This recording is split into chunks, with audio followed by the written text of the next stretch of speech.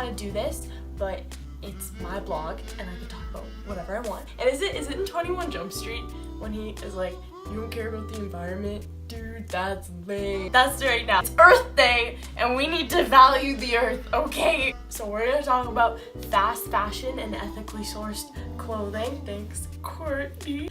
So fast fashion is like Forever 21 and Stitches and whatever else is in the mall. Clothing that's not made to you, it's just mass produced, and that's what's ending up in the landfill. They don't use environmentally friendly dyes or materials. Everything is synthetic. Well, not everything. It's really hard to just use cotton and things that are biodegradable when we can just easily create things like spandex, and that again is what's ending up in our landfills. It's Fashion Revolution Week, which is totally about sustainability and ethical sourcing and asking the tough questions of who made my clothes. So when you go into Forever 21 and you look at the clothing and you think about who made this, long story short, people offshore that they're doing at the lowest cost possible so that we pay the lowest cost possible. We go into Forever 21, we know what we're gonna get. We're doing that by putting other people's lives below ours with their working wages and the areas that they work in and the sustainability factor and all sorts of stuff. It's gross. The Lululemon is a really good example because they're using Canadian labor. It's a Canadian company. It's really expensive, but you're paying for that value. You're paying for good quality stuff, and if you bring it back to them and it has a rip in it or it's broken, or if you bring back to Lululemon, they'll fix it for you. There's something like that. Yeah. So that's really great, and it just shows how much dedication they have to your value as a consumer. If you go to Forever 21, I don't even think they have a return policy. So it's just kind of a really big difference that I think we don't really think about much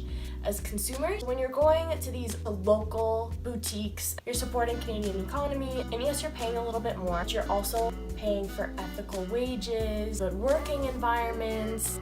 Let's see, American Apparel, they were kind of pricey. I don't even know if they're still a company anymore. Guy was kind of sexist. Good company, made in the US, good labor, good wages. That's really important, and that kind of makes sense as to why it was so expensive. The fashion cycle is really important to talk about. When you're buying Zaful, typically you're buying trendy pieces, and those pieces are, at the end of the day, they're gonna go out of style. You're gonna possibly donate them to Goodwill, which would be awesome. Eventually, they're ending up in our landfills. Cheap Fashion Nova, Forever 21, neon items end up in our landfill. Don't think neon is a super natural, easy color to dye. It's scary thinking about how much we value that stuff, and it just ends up polluting our planet anyway. So when you're buying vintage and you're thrifting, you're reusing stuff that otherwise would end up in the landfills anyway. My friend Peyton, I'm actually gonna do an editorial with her. She's all about sustainability. She went on a Goodwill tour. If you donate stuff to them and they can't use it, they'll recycle it. So if you give something plastic, I believe they melt it down. Whereas Value Village and Savers, if you're in Australia,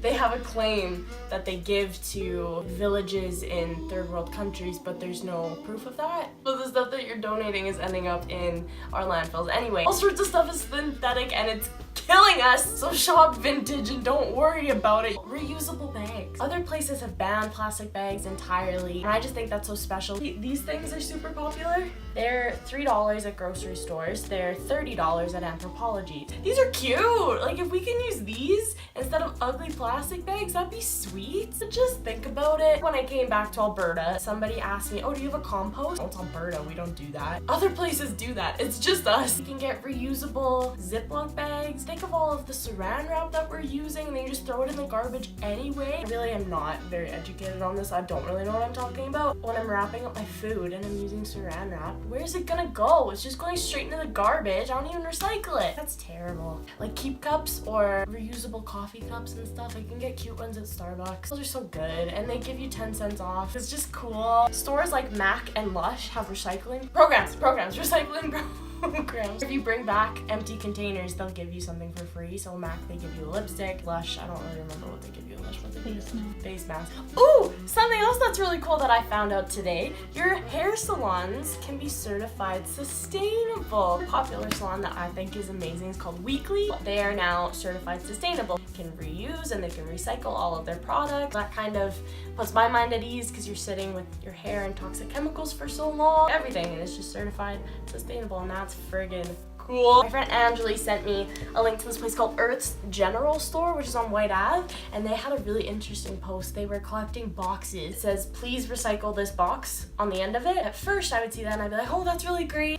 Go World. They kind of looked at it as the companies putting the recycling on us. We should be shooting for big companies to be taking recycling into their own hands and not be forcing the consumer to kind of think about it. You know what I mean? Like, they gotta take responsibility. And that's a big thing of what Fashion Revolution Week is all about, is just taking responsibility and asking who's responsible for my clothes and who made them. Don't be a dickhead, just like recycle a little bit.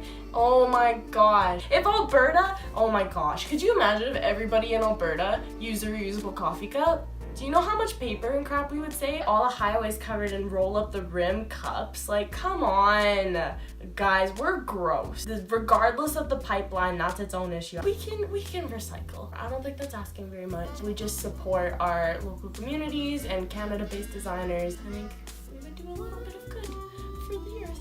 And that's all I have to say, I think. Thanks, Courtney.